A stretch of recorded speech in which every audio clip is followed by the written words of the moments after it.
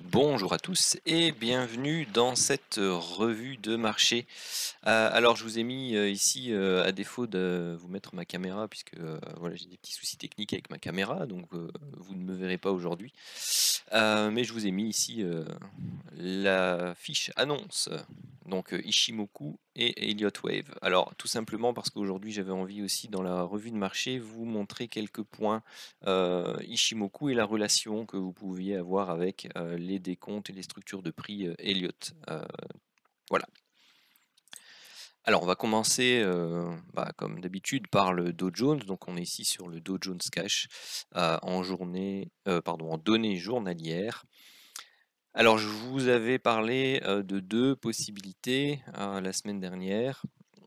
Tout simplement, eh bien vous le voyez ici dessiner le triangle de vague 4 qui était éventuellement possible, et donc nous étions ici en train de former cette vague A.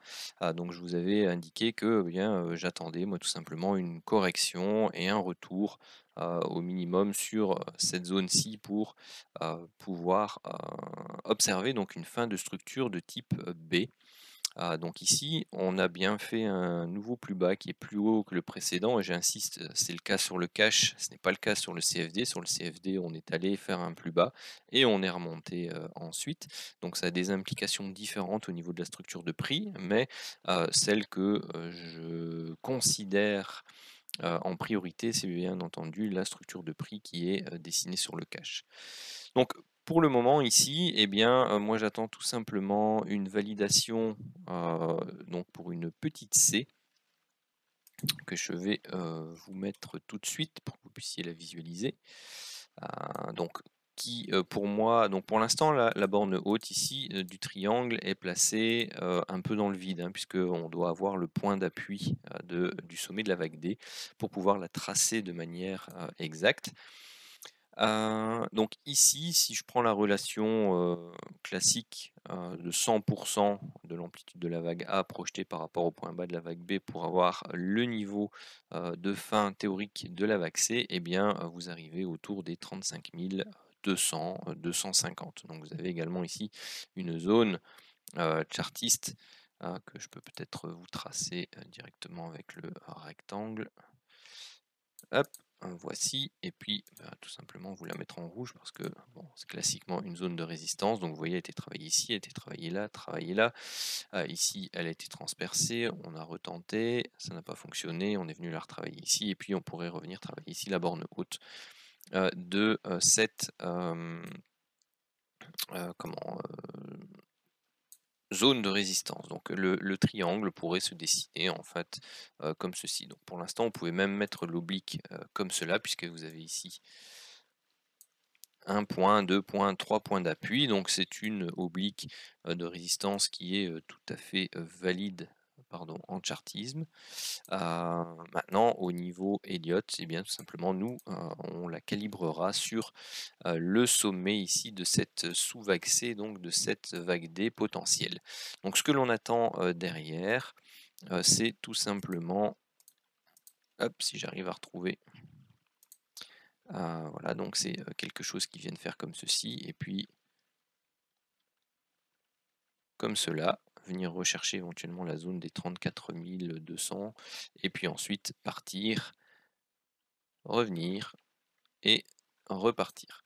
Alors je vous mettais en garde aussi par rapport au fait que le sommet de la vague 3 était ici, et que un simple plus haut par rapport à ce sommet-là, sans forcément faire un plus haut par rapport à ce point-là, pouvait se produire. C'est ce qu'on appellerait ici non pas une vague 5 tronquée, puisqu'on aurait un plus haut par rapport ici, mais un faux double top en fait. Donc vous auriez un double top décalé avec ce sommet là qui serait quand même plus bas, mais qui au niveau Elliott, eh bien constituerait une fin de structure tout à fait correcte. Donc ça nous emmènerait ici avec une vague E, et donc une fin de vague 4 de cycle supérieur. L'autre possibilité était que, eh bien, tout simplement, nous avions eu ici une structure de type tronqué, donc que la vague C principale n'était pas parvenue à faire un plus bas par rapport à la vague A qui est là, et que ici, donc, on a donc une sous-vague 1, une sous-vague 2, et que donc là, on puisse repartir directement casser toute cette zone, faire un plus haut par rapport ici au sommet de la vague B et directement entamer donc une sous-vague 3 de notre fameuse vague 4. Donc soit la 4 est déjà terminée ici, soit on a besoin d'un peu plus de congestion, de latéralisation pour pouvoir eh bien, repartir. Notez que le gap qui était ici pour l'instant a servi de nouveau de zone de résistance, et donc on n'a pas su aller plus haut dans la recovery. On avait fait ici un gap d'ouverture qui a été comblé au début de séance, et puis ensuite on est parti donc rechercher ce niveau-là. Alors je vous parlais un peu d'Ishimoku, donc là je vais vous ajouter Ishimoku et je vais tout simplement vous indiquer quelque chose. Et tiens, d'ailleurs ici je sais pas pourquoi il met pas le nuage en décalage. Euh, Bon, désolé, je suis reparti sur les graphiques investing. Tout simplement pourquoi? Parce que visiblement Ishimoku ne se place pas correctement sur TradingView. Donc ce que je voulais vous expliquer, c'est que par rapport aux phases de consolidation, donc vous voyez ici donc le nuage qui twist, qui retwist, donc ici il revient de twister, vous avez ce type de configuration généralement dans les périodes de congestion. Et donc ici, eh bien, on travaille une structure de type pour l'instant triangle, et donc vous avez effectivement ces phases de twist relativement proches qui se produisent. On est en plus, je vais dire ici, en pleine zone de transition au niveau de la lagging span ou de la Chikou.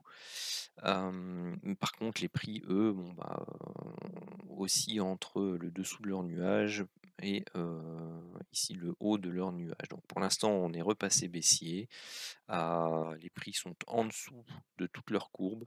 Vous avez simplement ici la lagging span qui, elle, a réussi à réintégrer au niveau cash le dessus de son nuage. Elle a de la place pour remonter, hein, comme vous pouvez le voir, et pour aller chercher eh bien, la zone dont je vous parlais tout à l'heure, ici autour des 35 150, 250. Donc vous pourriez avoir ici une recherche de cette zone avant de eh bien, tout simplement venir travailler cette zone de prix, le support du nuage, traverser ici et puis repartir par là, ce qui clôturerait donc notre structure de type triangle. Ce qui amènerait eh bien, tout simplement ici les prix à faire exactement la même chose qu'ici, c'est-à-dire à venir tester ici la partie haute du nuage, et donc la fameuse SSA. Donc voilà un peu la signalétique dont je voulais vous parler aussi à demi-mot, avec ce que je peux observer sur le nuage et Elliott, tout simplement. Alors nous voici sur le CAC 40 cash, données journalières aussi. Donc par rapport à ce qui avait été évoqué la semaine dernière, donc cette fameuse ascension là, avec un gap, deux gaps, trois gaps, donc je vous avais dit qu'on pouvait aller rechercher la clôture de celui-là, voire de celui-ci. Bah, à nouveau, ça a été fait. Vous avez ici une figure qui est relativement importante au niveau des chandeliers japonais. C'est une ligne de contre-attaque haussière. Alors qu'est-ce que c'est? Bah, ici, c'est tout simplement un gros chandelier de type Marubozu ou équivalent, hein, donc un énorme corps rouge baissier.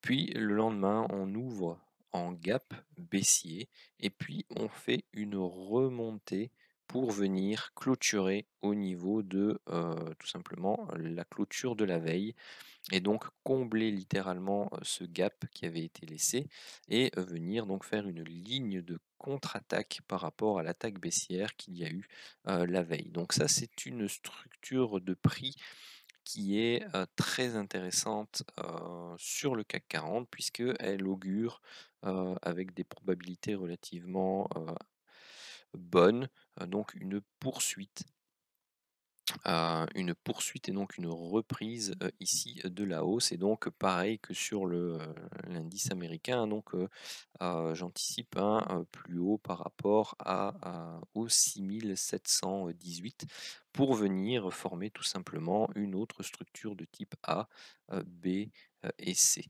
Donc pour ensuite terminer ici notre vague D et puis clôturer notre vague E et pareil, avoir ce fameux triangle de continuation haussière, donc par rapport à la structure de prix que l'on peut observer actuellement. Donc au niveau des plans de trading, hein, sur ce type de configuration-là, donc sur des unités de temps inférieures, soit vous attendez un repli. Le fait que l'on dessine un canal baissier par exemple, ou que l'on vienne rechercher un certain retracement, donc 50, 61,8 Fibo, vous avez des, setups de divergence à la hausse par exemple, bah, vous les prenez. Vous avez votre stop ici en dessous et vous avez vos objectifs qui sont, tout là-haut. Donc vous en avez un intermédiaire là, un intermédiaire ici et puis, un autre ici qui est pas mal, du tout. Et là, vous avez vraiment vos 3 échelons, puis vous avez eu ici une sous-structure impulsive, en 5 temps sur, le 15 minutes par exemple. Vous attendez la correction en 3 temps et puis vous attendez la reprise, heu, haussière forte, si, on en a l'occasion. Si pas, et bien tout simplement, vous vous exposez peut-être moins, mais vous avez un stop plus large parce que, vous dites: «OK, bon, bah, moi je veux absolument être dedans» et dans ce cas-là, il faut, comment? Heu, travailler son exposition et donc son risque. Parce que si vous avez un stop loss qui est plus grand, bah, forcément, si vous vous dites: «Bah, moi, je risque 100 € par trade», bon, ben, voilà, ici vous avez, 6520, vous avez un stop ici à 6400 donc bah, bon, vous avez, 120 120 points donc vous êtes à 1 € du point pour aller rechercher, heu, cette zone-là, donc les, 780 donc on va dire, les, heu, les 800 donc pour aller rechercher 300 points, vous avez un risk reward de 3, c'est relativement intéressant. Donc ça, c'est pour les personnes qui n'ont pas envie de louper le coche et qui n'ont pas envie, d'attendre, le retracement. Bien entendu, comme vous vous exposez à plus de risques, donc à un stop loss plus large, eh bien, vous devez, réduire vos lots. Par exemple, ici, si vous arrivez à avoir un retracement de 50 heu, au moment de votre entrée, bon, ben, vous savez que vous pouvez rentrer à 2 € du point parce que vous avez un stop de 50 points ici et donc si vous risquez en moyenne 100 € par trade, eh bien, vous savez que, vous pouvez entrer à 2 € du point, ce qui vous fait non seulement un ratio risque non plus de 3 mais de 6 et où vous pouvez, tout simplement, prendre, ici, bon, ben, 350 fois 2 donc 700 € par exemple. Voilà, ça c'était le petit point technique pour, les entrées. Sinon, pour les, patients, eh bien, vous attendez que la vague, D, se termine et se confirme. Vous attendez un retracement, un temps, 2 temps, 3 temps et vous recherchez la zone pour entrer en position sur le troisième temps, pour tout simplement prendre plutôt là un swing pour, travailler une reprise haussière donc de cette fameuse vague 5. Si vous travaillez les actions aussi, donc c'est pour ça que c'est intéressant d'étudier les indices, parce que si vous travaillez les actions, eh bien, vous savez que les indices auront une propension plutôt à repartir à la hausse. Et donc, si vous avez des actions qui sont dans le même tempo, eh bien, vous pouvez travailler ça de la même façon. Alors ensuite, nous voici sur le graphique de Navia, donc en horaire, données horaires. Donc, bon, bah, je m'étais fixé, plusieurs zones pour observer un peu, ces réactions, de prix. Bon, la dernière, bien entendu, étant, celle-ci, hein, qui est, la limite à ne pas franchir si on veut pouvoir considérer notre décompte, donc, d'impulsion, donc, vague 1, vague 2, vague 3, vague 4 en triangle et vague 5, ici. Et puis notre structure correctrice de, vague A, vague B et puis, derrière la vague C. Donc il est grand temps et vous voyez, je vous ai tracé ici, l'oblique. Vous avez le setup de divergence ici qui, s'est, s'est activé sur l'indicateur du haut, eh bien, il est grand temps maintenant que Navia se réveille et vienne breaker à la hausse ici donc cette oblique baissière et surtout viennent réintégrer, et je vais vous le mettre ici dans une autre couleur que le bleu, viennent réintégrer ici cette box de consolidation pour pouvoir justement, une fois qu'elle aura repénétré celle-ci, c'est d'aller rechercher l'objectif ici en haut. Et là, vous auriez plusieurs possibilités. Donc, si à partir de là, on revient ici, vous avez soit une figure de tasse avec anse ici à gauche, et donc vous avez un report d'objectif qui irait rechercher cette zone-ci. Soit vous avez la possibilité également de travailler une structure de épaule, tête, épaule inversée. Et là, eh bien, tout simplement, aller rechercher, hop, de nouveau un report, à la différence près que vous avez ici l'occasion d'entrer éventuellement sur la tête potentielle ici. Donc si jamais ça ne se produit pas, c'est que cette structure-ci en fait termine donc une structure de type correctrice et que là vous avez donc une phase de vague 1, de vague 2 et puis là vous devrez attendre patiemment. Donc là il faudrait retourner sur le graphique mais plus long terme que je n'ai pas sur, sur Pro Real Time et travailler donc des setups de structure plus bas pour pouvoir reprendre appui dessus, travailler donc une structure impulsive qui serait complète et donc travailler des setups de ce genre-là, divergence et donc travailler à la hausse. Donc ça on va suivre, hein, ça de toute façon dans les vidéos hebdomadaires qui vont suivre. Donc pour l'instant c'est regarder lundi si eh bien tout simplement on pète l'oblique baissière à la hausse, si on vient faire un plus haut par rapport à celui-ci et donc faire un double bottom décalé sur, pas dire une unité de temps plus courte, mais hem, sur, une durée plus courte, hein, puisque ici c'est beaucoup plus long. Donc voilà, pour l'instant, ici on est dans l'attente et on a toujours ce niveau-ci, donc des 1,65 à ne pas franchir à la baisse sous peine d'invalider bien tout simplement le scénario de vague 1, vague 2 qui est quand même relativement profonde et reprise de vague 3.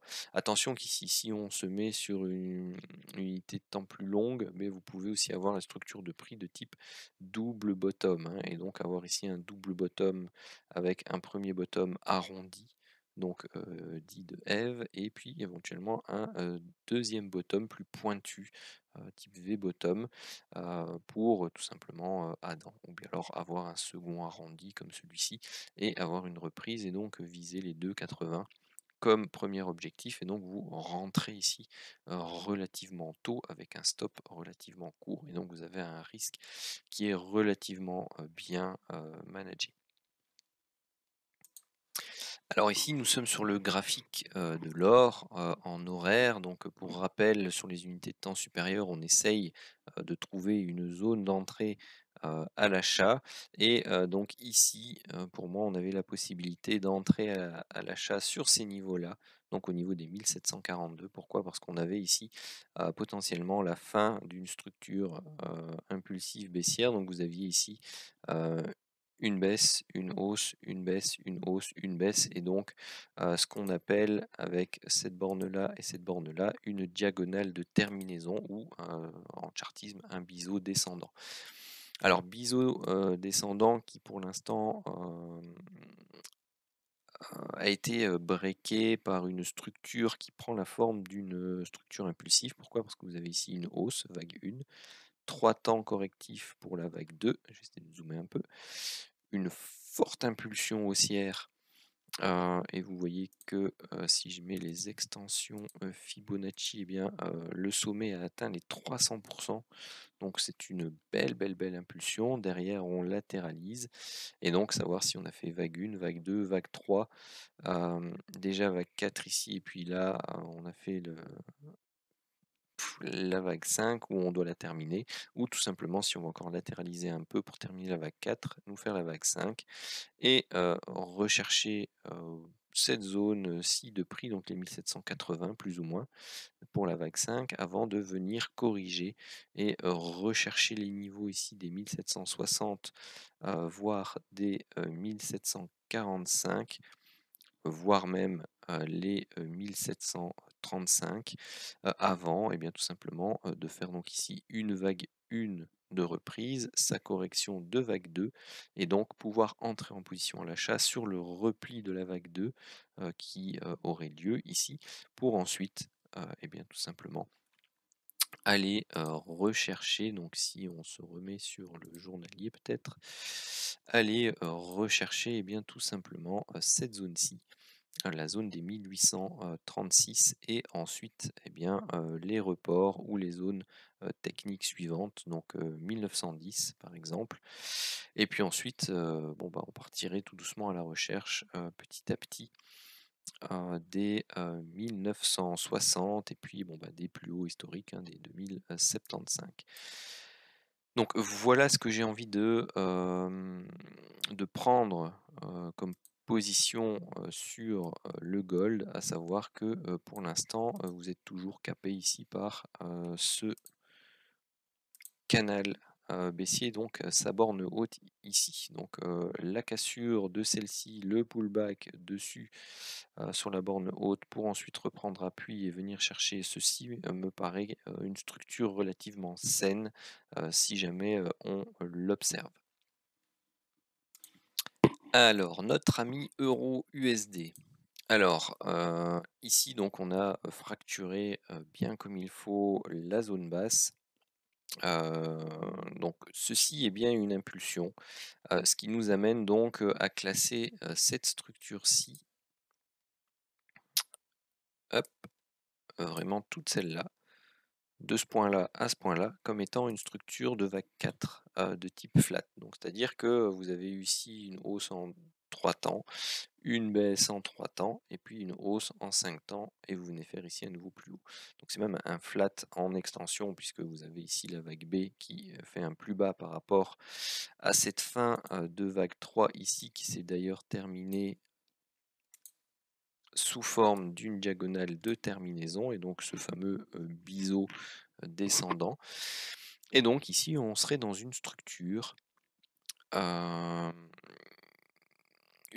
baissière donc de terminaison ici de vague 5 dans laquelle bien moi je peux observer ici si je prends les flèches une première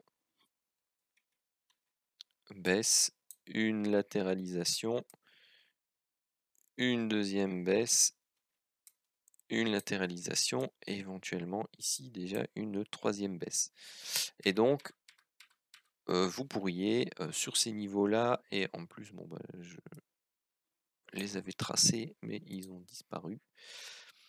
Donc si on a la vague E qui est ici, le sommet, vous êtes pile poil ici, vous voyez, hein, il a rebondi pour l'instant, donc il a au moins réagi avec ce double doji journalier sur la zone des 50% Fibonacci retracement. Donc on peut tout à fait hein, prolonger et aller rechercher cette zone ici des 1 13,75 et donc aller rechercher les 61,8% de retracement Fibonacci qui est une zone de retracement classique pour une vague 2 si ceci est bien une vague 1 donc et refaire donc ce dernier throwback dans ce cas-ci sur cette double zone baissière qui bon, bah, si je dézoome vous le voyez hein, donc ce sont des obliques mensuels qui chapeautaient les prix vraiment durant toute la baisse. Hop, ça ira plus vite comme ça, voilà. Donc ça c'est pour le journalier. Maintenant si on descend sur les unités de temps un peu plus courtes, donc voilà, bah, je l'ai tracé ici, hein, donc 1, 2, 3, 4 et donc là on attend éventuellement la fin de la 5.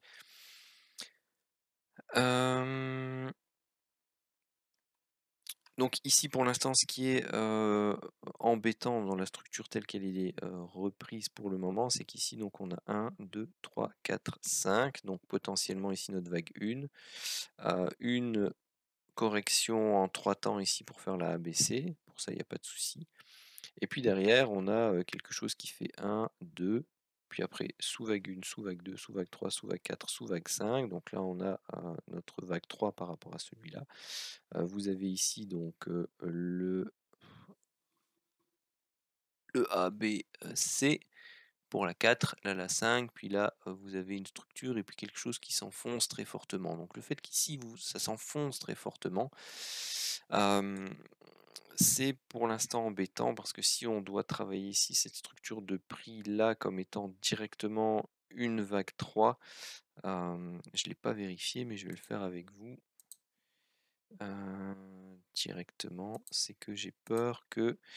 Ah non, c'est tout juste. Vous avez les mèches ici qui dépassent les 100%, donc effectivement, ceci comme structure de vague 3 est plus long que ceci de structure de vague 1. Donc vous pouvez avoir ici la vague 5 qui soit plus longue que la vague 3. Donc voilà.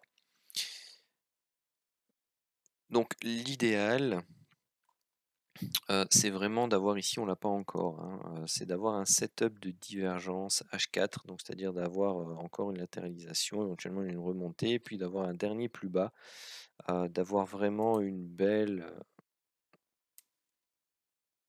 oblique comme celle-ci, et d'avoir vraiment des structures de prix qui viennent faire ceci par exemple, hop, un dernier plus bas, et ensuite, boum, avec un beau setup de divergence ici, entre ce plus bas là, ce plus bas là, le plus bas de l'indicateur, celui-ci qui ferait ceci, ceci, et puis ceci, comme ça vous avez vraiment ici le setup de divergence comme cela.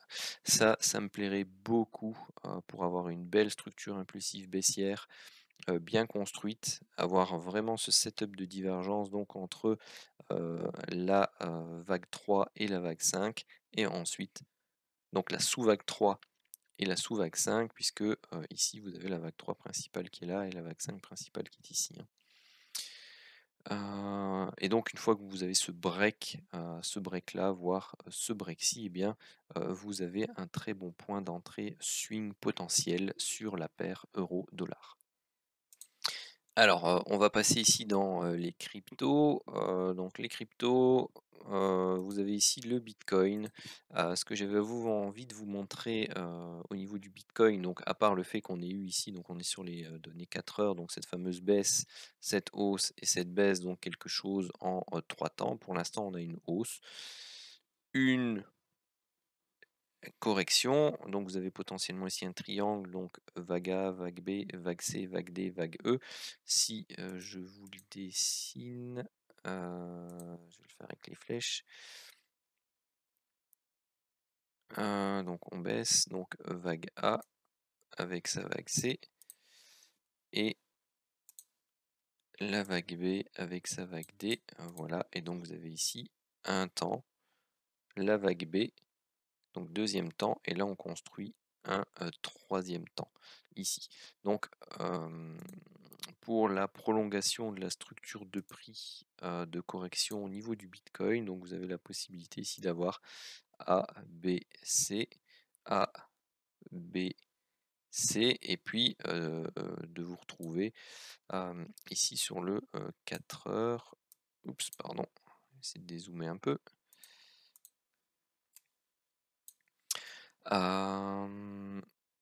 Avec deux possibilités, si ceci était notre fameuse vague 1, 3 temps pour la vague 2, et que là on avait notre vague 3, et bien là vous avez un potentiel triangle qui peut prendre forme. Donc ici vous aviez la vague A, la vague B, la vague C, de nouveau la vague D, la vague E, et ensuite on peut reprendre. Soit ici vous avez une structure en flat, et donc vous avez quelque chose en... Oh, je ne l'ai pas bien dessiné, pardon. en 5 temps, sans pénétrer les plus hauts ici de la structure de prix de la vague 1, avant de reprendre une structure haussière. Ensuite, ce que je voulais vous montrer également, donc c'était 2 choses. La première, c'est que on est ici tout simplement sur une zone potentielle de résistance. Donc attention, ici je fais la vidéo, on est samedi soir, hein. Je ne l'ai pas précisé en début, parce que j'aurai pas l'occasion de la faire lundi, par manque de temps. Donc je la fais samedi. Donc sur les cryptos, ça aura certainement bougé entre deux. Mais ce que je voulais vous montrer, et bon, c'est quand même important de regarder la vidéo parce qu'on sera où on en est exactement. Vous avez ici un bloc, vous avez ici un deuxième bloc qui se forme, et on verra ce que ça donne dans les jours qui viennent. Est-ce que l'on aura un troisième bloc ici, qui permettra tout simplement de faire l'accumulation non seulement pour le triangle, mais qui pourrait aussi dessiner tout simplement une structure de type épaule, tête, épaule inversée, et donc après ceci, eh bien avoir la hausse. Et donc si on reprend le schéma de triangle de tout à l'heure, donc on aurait éventuellement le petit plus haut ici, vous auriez le 3 temps pour donc ici la vague A, la vague B, la vague C, la vague D, la vague E, un dernier pullback, et puis comme ceci, hein, et donc vous auriez l'épaule, la tête et l'épaule un peu plus longue avant la cassure et puis le départ. Donc voilà pour le Bitcoin. Alors Solana.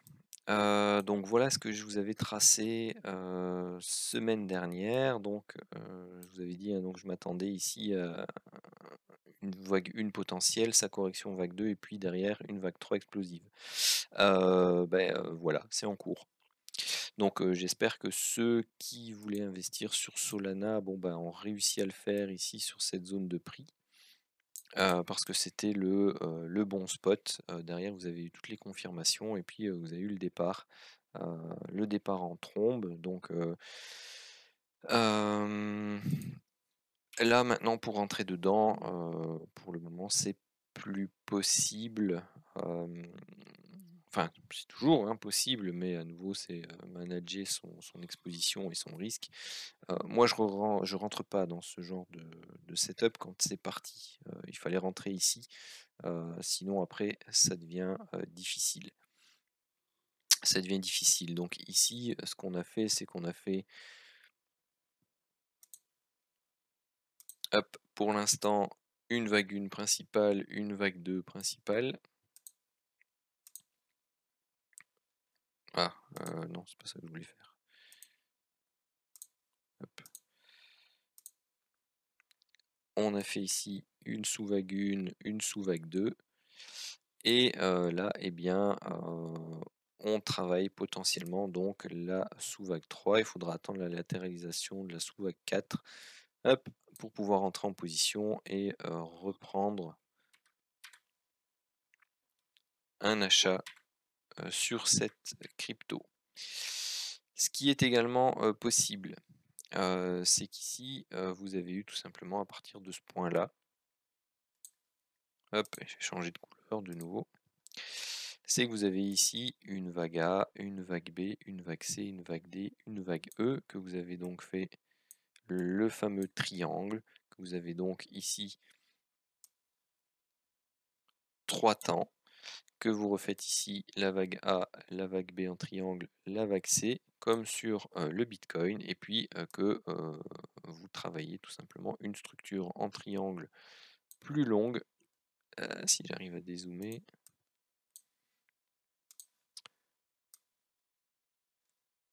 Ou tout simplement donc 3 temps, et derrière ici 5 temps pour faire quelque chose de plus bas avant de repartir.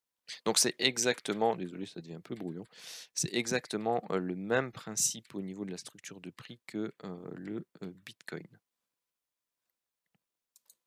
Et on va terminer par le e-gold. Donc là, c'est ce que je vous avais tracé la semaine dernière. Donc je vous parlais déjà du triangle. Donc pour l'instant, bon ben, il n'est pas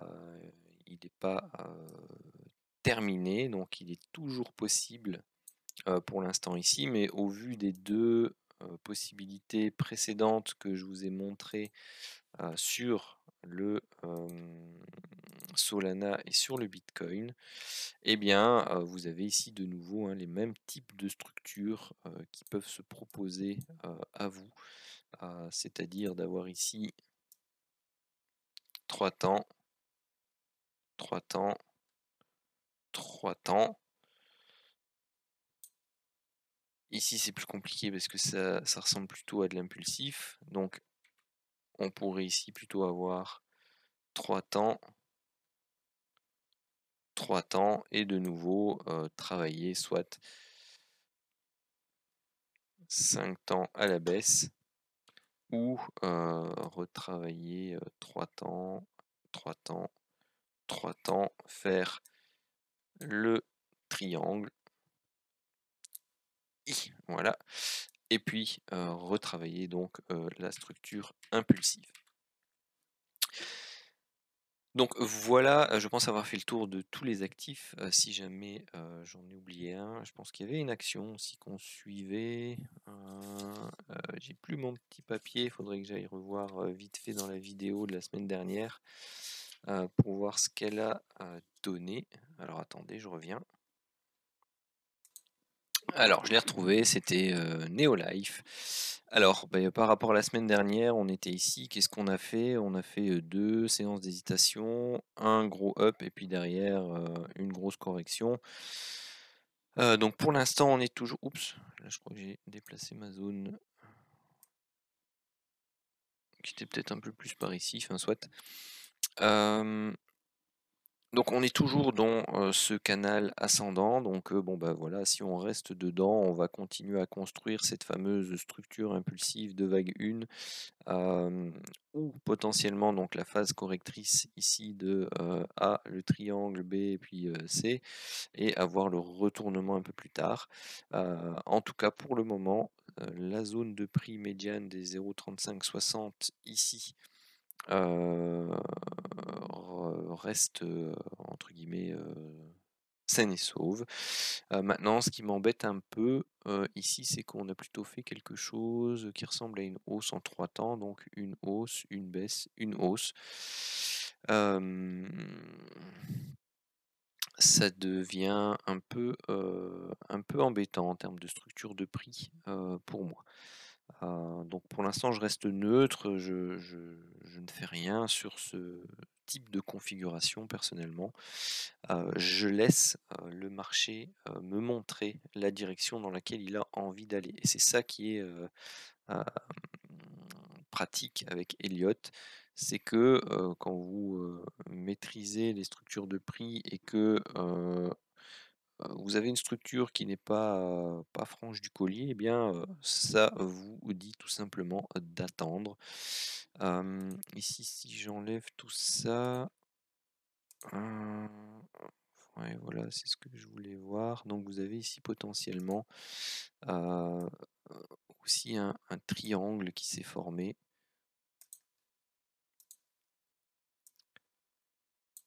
En journalier, et vous avez ici donc par rapport à la vague 3 qui se trouverait là, sa vague A, sa vague B, sa vague C, sa vague D, sa vague E, et puis derrière vous avez eu la vague 5 en essoufflement, et donc là vous avez eu la vague 1 principale, sa correction de vague 2, vous avez potentiellement eu une sous-vague 1, sous-vague 2, sous-vague 3, sous-vague 4, sous-vague 5 pour donc une vague 3 principale ici. Donc là, on ne devrait pas venir casser ou pénétrer dans tous les cas ces niveaux-là. autour des 0,34, 34, même un peu plus haut, 34,65. Si on veut maintenir ici une vague 3, une correction au potentiel vague 4 ici, puis un up de vague 5 avant d'avoir ce que j'avais dessiné précédemment, donc la correction en 3 temps. Si je regarde ceci, donc ceci est bien en 5 temps. Vous avez la possibilité d'avoir ici un A, un B, un C, un D, un E et donc un triangle.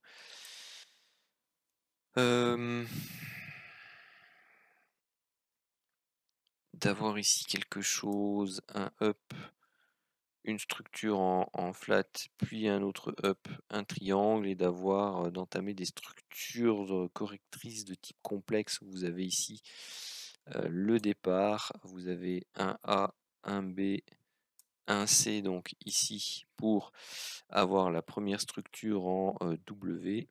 Vous avez le triangle ici en X. Et puis derrière, vous devez avoir 3 temps. Bon, ça me semble compliqué comme structure. Après, vous pouvez même avoir ici une structure de type flat pour faire votre X, et ensuite tout simplement encore 3 temps pour faire votre Z. Donc vous voyez qu'il y a vraiment plusieurs options possibles en termes de structure de prix, et des structures pas simples du tout, surtout pour les néophytes.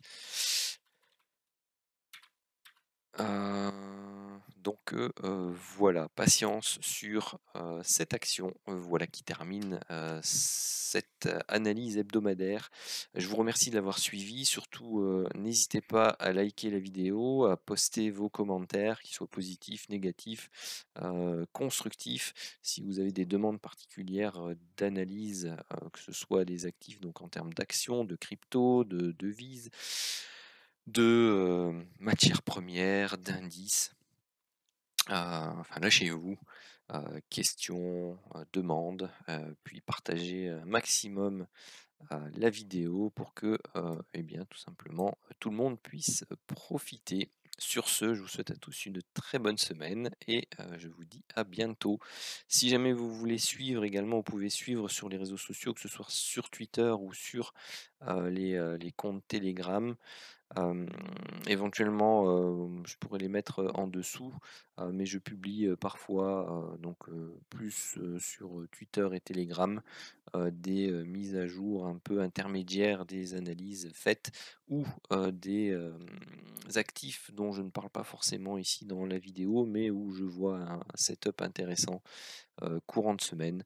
Donc voilà, surtout n'hésitez pas. On est là pour partager et poursuivre tout ça ensemble. Allez, je vous dis à bientôt.